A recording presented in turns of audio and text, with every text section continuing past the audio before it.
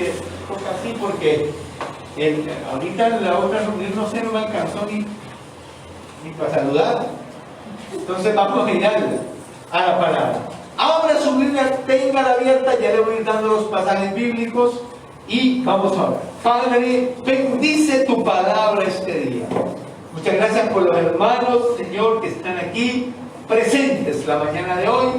Gracias por su buen corazón, su buena disposición y su amor, Padre Santo, por su vida espiritual, Señor, que los impulsó esta mañana a estar aquí con nosotros. Bendícelos, por favor. Ayúdales hoy a comprender tu palabra y a mí, dame de tu gracia para que pueda predicar adecuadamente el mensaje de tu palabra. Muchas gracias, en nombre de Cristo. Amén y amén.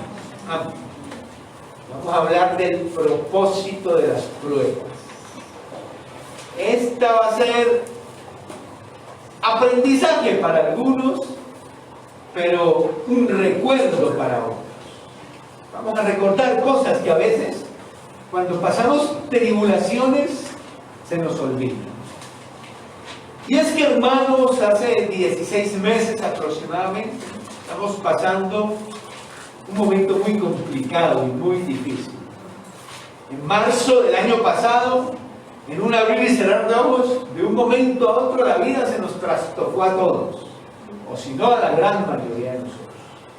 Muchas cosas cambiaron para nosotros desde ese momento y han sido días difíciles, tiempos difíciles.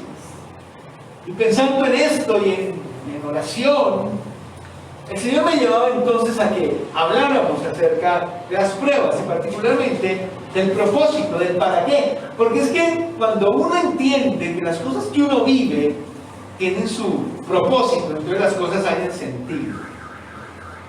Qué triste sería saber que solo sufrimos por sufrir, que solo pasamos momentos difíciles y ya, y pasaron y ya, y no salió nada de eso. Pero es reconfortante para nosotros como creyentes saber que cuando estamos en Cristo, cuando estamos en el Señor, los propósitos, hermano, las pruebas, tienen sus propósitos, tienen sus planes de Dios. Que nada es una coincidencia, una casualidad o un caso fortuito, sino que sencillamente el Señor tiene su plan con todas las cosas. Así que a partir de hoy, los próximos domingos, vamos a estar hablando acerca de esto, de los propósitos. ¿Qué planes tiene Dios cuando pasamos por pruebas y dificultades en la vida? Y el primer texto que vamos a examinar esta mañana está en segunda carta a los Corintios, capítulo 12, versículo 7. Segunda carta a los Corintios, capítulo 12, versículo 7. Bendito sea Dios. Miren lo que dice ahí, dice: y para que la grandeza de las revelaciones no me exaltase desmedidamente, me fue dado un aguijón en mi carne, un mensajero de Satanás que me abofetee, para que no me enaltezca sobremanera. Este texto habla del orgullo. Es que nosotros, como seres humanos, tenemos muchos problemas con el orgullo. Uno a veces piensa que la gente orgullosa vive de la 170 para allá, ¿no? Para la 220, en la Conejera, Vía Cota. O sea, allá es donde está la gente orgullosa. Pero no crea. Aquí en Soacha, San Mateo, Monterreros, por acá, por estos lados, hay orgullo. Habemos muchas personas con orgullo en nuestro corazón. Un orgullo que no nos permite perdonar. Un orgullo que no nos permite reconocer que dependemos absolutamente de Dios. Un orgullo que nos hace creer que lo que somos, logramos o alcanzamos se debe a nuestras grandes capacidades, a que somos únicos, a que no hay nadie como nosotros, que somos pues irrepetibles. Y muchas veces esto nos ataca, aún a nosotros como cristianos. Empezamos a ver que nos va bien, entonces decimos, no, sacamos pecho, se nos sube el copete, andamos muy creídos por ahí, con falsas humildades tal vez por ahí, y entonces viene el Señor a intervenir. ¿Y de qué manera interviene? Como en el caso de Pablo, él dice, para que no me enaltezca desmedidamente, a causa de toda mi experiencia con Dios, a causa de todo lo que he logrado o se ha hecho para Dios, para que no me enaltezca desmedidamente, entonces Dios puso un aguijón en mi carne. Aguijón en la carne probablemente se refiere a una enfermedad que Dios permitió en la vida del apóstol Pablo. Y el apóstol Pablo sabiamente comprende que Dios permitió esa enfermedad en su cuerpo para ponerlo en su lugar, para sostenerlo en medio de la humildad y la sencillez. ¿No? Él le llama aguijón en la carne, pero ¿cómo más le llama? Me llama la atención esto. Dice, un mensajero de Satanás que me abofetee, que me ponga en mi sitio. Un mensajero de Satanás. Dios permitió que Satanás me tocara mi cuerpo, tocara mi vida. Y ese aguijón en la carne me ha bofeteado y me ha puesto en mi sitio, me ha puesto en mi lugar. De ahí deducimos entonces que uno de los propósitos que Dios tiene cuando nos prueba es llevarnos a la humildad, es llevarnos a la total dependencia de Él. Es que dejemos de enaltecernos nosotros mismos. ¿Me hago entender, hermano? A veces planeamos con arrogancia el futuro. A veces estamos dependiendo del dinero, de lo material, de las posesiones. Como ya les decía, los dones, los talentos, las capacidades. Pero llega un momento donde el Señor viene a bofetearnos y a mostrarnos que todo eso es efímero, que todo eso se esfuma, que todo eso se puede perder en cualquier momento. Que de hecho fue lo que pasó hace 16 meses, ¿no? Un viernes teníamos la vida arreglada, teníamos trabajo, teníamos entradas, teníamos tremendos proyectos para el 2020, y el domingo sale el presidente y dice, cuarentena, la vida se nos trastocó, empresas quebraron, vino la enfermedad, nos visitó la muerte. Y todo esto es, como dice ahí, Dios abofeteándonos para ponernos en nuestro lugar. No sé usted, pero una de las frases que yo me he aprendido durante todo este tiempo, desde marzo del año pasado, ha sido, si Dios quiere, si Dios quiere, si Dios me presta la vida, si Dios nos ayuda, digo ahora, el domingo nos vemos, si Dios lo permite. Porque durante este tiempo he sido hecho consciente, muy consciente, de que el futuro no nos pertenece, de que todo es efímero, de que todas las cosas se pueden ir en cualquier momento, y que lo único que tenemos en la vida es Dios, y a nadie más, y nada más. Y solo en Él debe estar nuestra esperanza, nuestra fe, nuestra mirada. Solo en Él. No me ponemos a decir, no, de aquí a mañana voy a tener, de aquí a mañana voy a hacer, y ahora con esta plata que tengo, pues, ¿saben qué? Que va, puro cuento. Cuando menos pensamos, esta vez fue una pandemia mundial, mañana será una enfermedad particular, será el fracaso en una empresa, quién sabe qué será. Pero el Señor nos enseña humildad a través de las pruebas para que estemos ahí en el lugar que nos corresponde. Él, el Señor, nosotros los siervos, Él, el dueño del universo, y nosotros los absoluta e infinitamente dependientes de Él. Ahora, ¿por qué Dios va a querer humillarme? ¿Por qué? Por el afán de humillarme, de verme ahí como sufriendo, como postrado. No, hermano. Porque usted y yo lo hemos leído en la Biblia, porque es cuando somos humildes que somos candidatos firmes a que Dios nos levante, a que Dios nos restaure, ¿verdad? Amén. Dios bendice al humilde, mira de lejos al altivo. Dios exalta al humilde, rechaza a los altivos. Y por eso a Dios le interesa que nosotros tengamos sencillez de corazón. Y nos la enseña a través de las pruebas.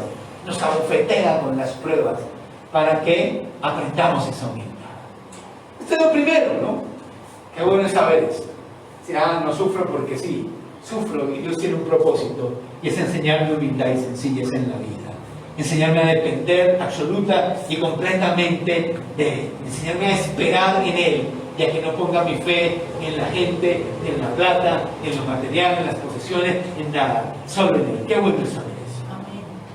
Luego, de aquí, vamos a 2 Corintios también, pero ahora el capítulo 1, versículo 3 al 6. 2 Corintios, capítulo 1, versículo 3 al 6. ¿Dicen amén? Amén. 1, 3 al 6. ¿Qué dice ahí? Bendito sea el Dios y Padre de nuestro Señor Jesucristo, Padre de misericordia y Dios de toda consolación, el cual nos consuela en todas nuestras tribulaciones, para que podamos también nosotros consolar a los que están en cualquier tribulación por medio de la consolación con que nosotros somos consolados por Dios. Porque de la manera que abundan en nosotros las aflicciones de Cristo, así abundan también por el mismo Cristo nuestra consolación. Pero si somos atribulados, es para vuestra consolación y salvación. O si somos consolados, es para vuestra consolación y salvación.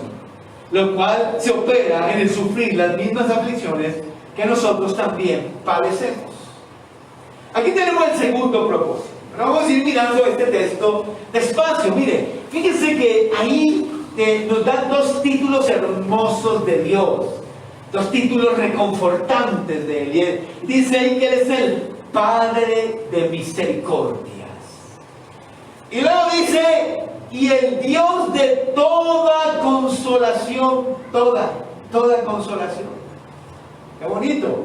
Porque no dice, no sugiere esto, que Él nos consolará en algunas cosas, sino que Él es el Dios de toda consolación. Son dos títulos reconfortantes para nosotros como sus hijos. Eres Padre de misericordia y Dios de toda consolación. En el escrito del apóstol Pablo reconoce algo, lo cual el cristiano puede tomar como una promesa para su vida. Pero es una de esas promesas que no nos gusta, es una de las promesas que no nos agrada, pero es una promesa y él lo reconoce aquí. Y ahí, comenzando en el versículo 5, él dice, porque de la manera que abundan en nosotros las aflicciones de Cristo. Esa es la promesa. ¿Sabe usted que como cristiano tiene esa promesa? En su vida abundarán las aflicciones. En este caso de Cristo, dice, las aflicciones de Cristo, abundan las aflicciones. Nos van a abundar. Es una promesa. ¿La recibe? Abrácela. Recíbala. Es una buena promesa. Ya se dan cuenta por qué, pero ¿cómo así que es una buena promesa? Las aflicciones, ¿cómo van a ser una buena promesa? Ya vamos, no sea él. Es una buena promesa porque las aflicciones nos enseñan humildad, sencillez. Y ese es el punto donde Dios nos quiere para levantarnos. Pero también es una buena promesa porque es en medio de la abundancia de la aflicción donde también tenemos la abundancia de la consolación de Dios para nuestra vida.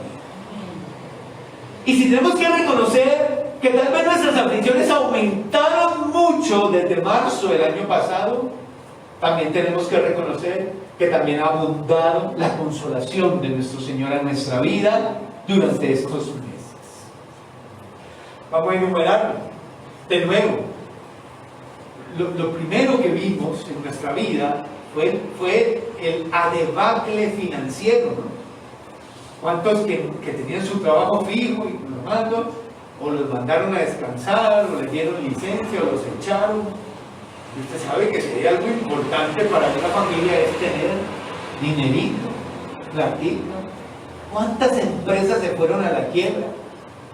Dinerito necesitamos para el aliento, para la comida, para el médico, para las cosas, vestirnos, todo eso. Y cuando uno no tiene, empieza ese estrés, esa aflicción, ese dolor. ¿Qué voy a hacer ahora? ¿Qué voy a hacer? Y después empezamos a ver, junto con esto, cómo enfermaba el uno y enfermaba el otro. Y entonces el miedo cundía en nuestro corazón. ¿Y cuándo me tocará a mí? ¿Y cuándo me voy a enfermar yo? Y luego empezamos a ver que el uno y el otro moría. Que 300, que 400 muertos diarios, que 200 muertos diarios. Y eso nos asustaba sobremanera. Y luego de eso empezó una crisis emocional en muchas personas. De depresión en el corazón. De ansiedad de lo que estaba pasando. Una crisis espiritual incluso. De confrontarnos, entonces ¿será que Dios sí existe? Entonces, si Dios existe, ¿por qué están pasando estas cosas? Bueno, muchas situaciones, aflicciones abundando, más que los años pasados tal vez. Pero tenemos que reconocer a sí mismo que también han abundado las consolaciones de Dios en este tiempo. Y la prueba es que aquí estamos. ¿Y saben por qué estamos aquí? Y todavía queremos vivir, y todavía queremos trabajar, y todavía tenemos esperanza de que las cosas pueden mejorar y van a mejorar. Estamos aquí con esa actitud porque nuestro Dios nos ha consolado.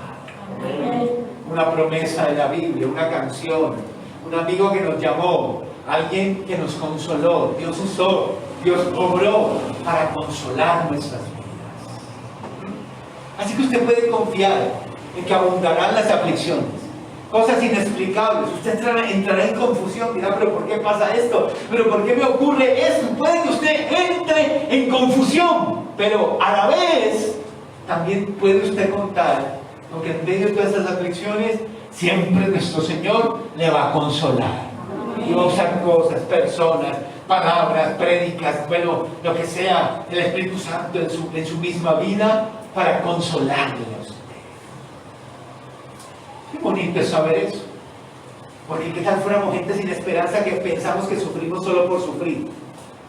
Que es casualidad sufrir, que es un caso fortuito, que no hay propósito, que no hay legado en esto, que no hay destino en estas cosas. Pero cuando uno lee la palabra y dice, Dios me permite sufrir porque quiere humillarme, porque muchas veces permito que el orgullo tome mi corazón.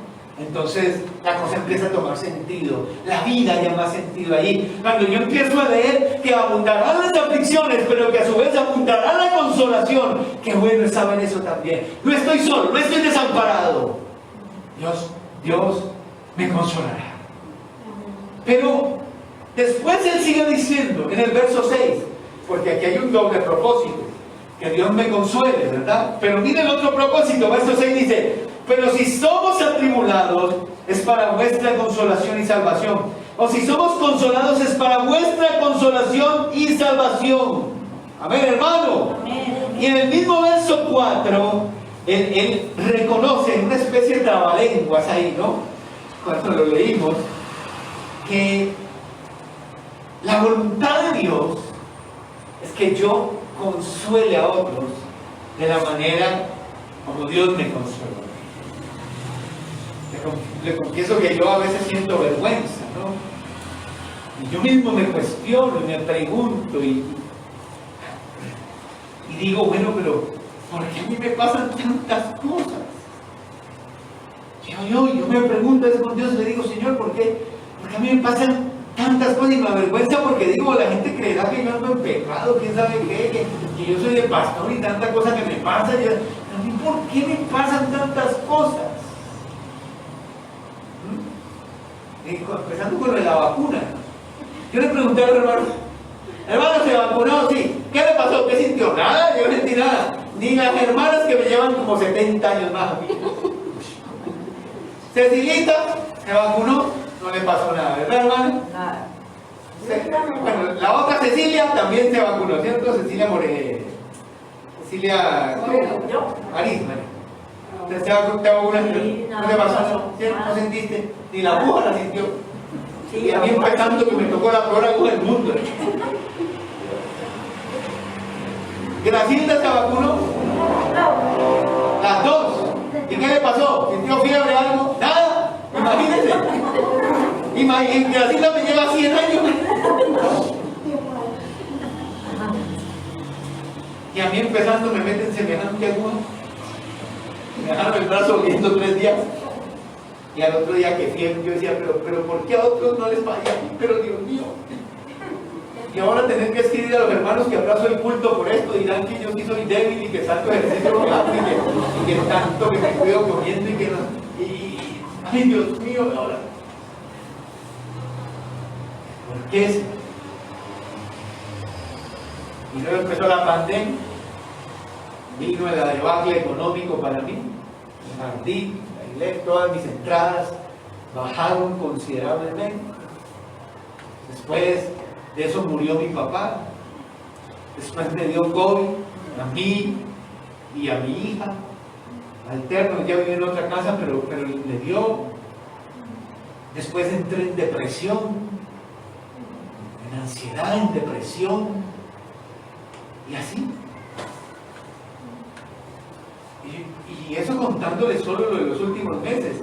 Si yo me sentara a contarle mi vida, todo lo que me ha pasado, a veces me siento y le digo, Señor, a mí me han pasado las cosas, las peores cosas que le pasan a la gente. ¿Cómo va a ser? Y mire, siempre viene a mi mente este versículo. Es para que consuele a otros. Y no hay otro método, Señor. No hay otra manera. Esta es la mejor, para que consueles a otros. Porque cuando alguien se siente conmigo y me dice, imagínese lo que me pasó. Mire, pastor, que esto, que lo otro, que te... Y le yo estuve ahí. A mí me pasó también. Pero el testimonio es que Dios levanta. El testimonio es que Dios consuela. Y no porque me lo contaron, hermano, sino porque yo viví eso mismo que tú estás viviendo ahora. Yo te puedo decir que Dios consuela, que Dios levanta. Cuando alguien dice, no, pastor, que salí positivo de COVID y todo, yo sé en la crisis que esa persona entra. Lo primero que uno piensa es, me voy a morir. No puede ser, me voy a morir. Y luego allá metido uno en ese cuarto aislado, le pasan los platos así y todo eso, hay uno pensando metido en ese cuarto aislado. Ese es un momento de impacto emocional y psicológico bien fuerte, bien pesado, y usted lo vivió, y yo hasta con alegría puedo decirle, y yo lo entiendo tanto, hermano, y yo lo puedo comprender, y por eso oro por usted, y por eso estoy tratando de cuidarlos y de cuidarnos, de ser responsable con las cosas. Aunque eso nos esté costando dinero, nos esté costando gente, nos esté costando tantas cosas, pero yo entiendo, yo sé que es pasar por eso. Y no que se murió mi papá, como le pasó a Zaira estos días, al hermano Elber, que se le murió la mamá por el COVID, y eso, y mi papá no murió de COVID, pero murió hace poco. Y yo puedo decir, yo sé que es estar ahí. Pero también sé que Dios consuela, que Dios sana nuestro corazón de todas esas cosas. Y aquí estamos, queriendo trabajar todavía, y creyendo que las cosas pueden mejorar, y creyendo que vamos a salir adelante, y que vamos a salir de esta. ¿Y saben por qué puedo pensar así? Porque Dios ha consolado mi corazón. Amén. Bendito sea Dios. El propósito de la prueba es que Dios me consuele, pero que así como Dios me consoló a mí, yo vaya a la gente y le dé el mismo consuelo que Él puso en mi corazón en ese momento. Amén, amén. Así que si le han pasado cosas, no se encierre por ahí y ay, echa la pena para no. Vaya, háblele a otros, consuélenlos, fortalézcalos, Yo también estuve ahí, tranquilo. Yo también lucho con eso, no te preocupes.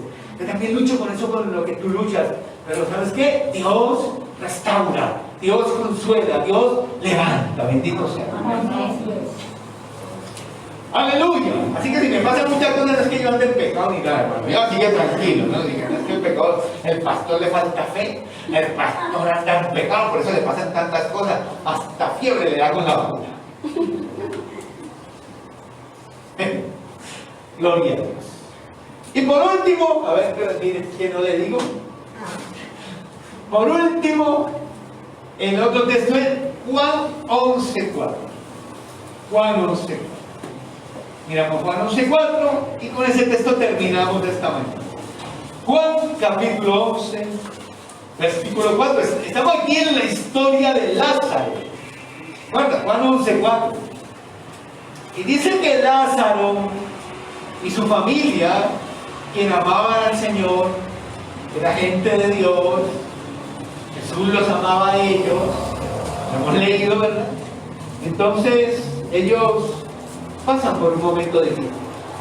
Lázaro enferma y después de enfermar muere, porque a la gente de Dios también le pasan cosas así, y no porque le falte fe o porque están en pecado, quién sabe qué. A veces sí por esas cosas, ¿no? Pero no son las únicas razones. A veces usted tiene toda la fe y está buscando a Dios con sinceridad y en santidad, y le pasan cosas así, como a Lázaro y a su familia. Enfermó y murió, y para encima llaman al Señor y no va enseguida, sino que se demora. ¿Cómo la ven? En lugar de, no, Señor, que Lázaro está enfermo, en lugar de arrancar de una vez, aguantémoslo un rato aquí. Y llegó tarde, y cuando llegó ya había muerto. Ya porque vino. Y bueno, ya ven, si hubiera estado aquí mi hermano no hubiera muerto. Me dijo el hermano. Y entonces vienen las palabras del Señor Jesucristo, que se pueden aplicar perfectamente al COVID. Si a usted le ha dado, si le va a dar, Dios no lo quiera, Dios lo guarde. Si está en este momento, tal vez usted está ahí en la transmisión viendo y tiene COVID en este momento, mire estas palabras que dijo Jesús. Capítulo 11, versículo 3. No, estamos ahí en ese momento. Él dijo, versículo 4, dice, oyendo lo que Jesús dijo, esta enfermedad no es para muerte, sino para la gloria de Dios, para que el Hijo de Dios sea glorificado por ella. Amén. Amén.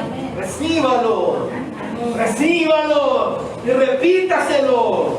Esta enfermedad no es para muerte, sino para la gloria de Dios. Mire, toda esa angustia que esté sintiendo, está sintiendo, o esté sintiendo, o la que vaya a sentir si en algún momento se enferma, toda esa angustia, ese sufrimiento que uno tiene ahí en ese momento, ofrézcaselo a Dios. Y dígale, esto es para tu gloria. Ahora, Jesús dice esas palabras y acto seguido usted conoce la historia. ¿Qué pasa? Lázaro resucita. Y de esa manera Dios mostró su gloria. Y dijo, esta enfermedad no es para muerte, es para mostrar mi gloria. Entienda, el propósito es humildad. Enseñarle sencillez y humildad. Enseñarle a depender de Dios. Enseñarle que usted no esté esperando en el futuro, o en la gente, o en la plata, o en lo material. Todo eso es efímero y es incierto, pero Dios es seguro. Segundo propósito es consolación. Dios quiere mostrarnos cómo Él es el Padre de misericordia y el Dios de toda consolación en medio de nuestros sufrimientos. Si no sufriéramos, no podríamos conocer eso. Quisiéramos otro método, pero en su soberanía Dios eligió ese método. Y el tercer propósito es gloria. Es en las pruebas donde vemos la gloria de Dios. Donde debemos manifestarse la gloria del Señor. Por eso le puedo decir, han abundado las aflicciones, amén, ¿cierto? Pero también han abundado las consolaciones. Lo expliqué yo el año pasado, no sé si lo recuerdan. Claro, mi fuente de entrada era la iglesia y el jardín. Más la iglesia, porque yo el jardín no sacaba casi nada. Y había empezado a sacar el año pasado. Y después de 5 años, 4 o 5 años de sembrar, yo creo que ya es justo que saque algo para mí. Entonces dije, vamos a hacer 1 millón, voy a sacar para de todo lo que aquí se recoge, 1 millón, eso no es nada, no es nada, ni 10% de lo que se recogía. Y lo recibí en febrero y marzo. Ya después no me pudo más. Dije, no, que va a dejar, después que va a ir peor, toca guardar dinero para cuando empecemos otra vez. Y pues la iglesia empezó a cambalear en ese sentido también. Obvio, pues no había reuniones, en fin. Y me fui al costo. Aquí un dinero, voy a hacer un mercado para 3 meses. Y me fui al costo, allá de la 30, pues, a no meterme por acá en las aglomeraciones y eso. Bueno, eso yo iba con guantes, con tapabocas, con gorro, con de todo. Hice el mercado y por aquí tengo ya, yo iba haciendo el cálculo, hasta aquí me alcanza. Y me fui a la caja. Y me dice la muchacha, era el costo, pinche el botón. ¿Sí? Nunca me había ganado nada de más. Nunca. Nunca. Le pinché el botón y me gané la mitad de ese mercado. Ese día, la consolación, la gloria de Dios. Al mes siguiente, mi esposa recibió un dinero por allá. Este es el que nos salvó la patria, fue ese dinero que ella recibió. Y inexplicablemente había más plata en un dinero que no teníamos que estar ahí. La consolación, la gloria de Dios. Murió mi papá, no hubo ese duelo, esa pena, ese entregarse uno a la desazón. La paz de Dios. Obvio sí sufrí, obvio sí lloré. A esta época, hace un año, yo me sentaba a desayunar y lloraba, y me sentaba a almorzar y lloraba, de saber que ya, en esto. La gloria de Dios me dio paz. Aquí estoy, tengo ganas de seguir trabajando y creo que las cosas van a mejorar y creo que todo va a ser mejor, porque Dios me consoló y porque vi la mano de Dios, la gloria de Dios. Así que usted puede decir con confianza esta mañana: esta aflicción no es para muerte, sino para la gloria de Dios.